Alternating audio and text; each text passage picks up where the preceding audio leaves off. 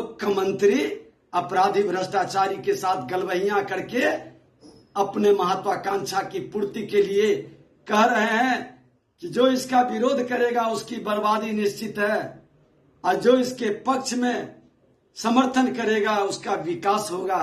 वारे मुख्यमंत्री जी, शराब, जहरीली शराब से हो रही मौत पर जवाब दीजिए। आज सुनने में आ रहा है कि मोतिहारी के अंदर भी कई लोग जहरीली शराब से मर गए।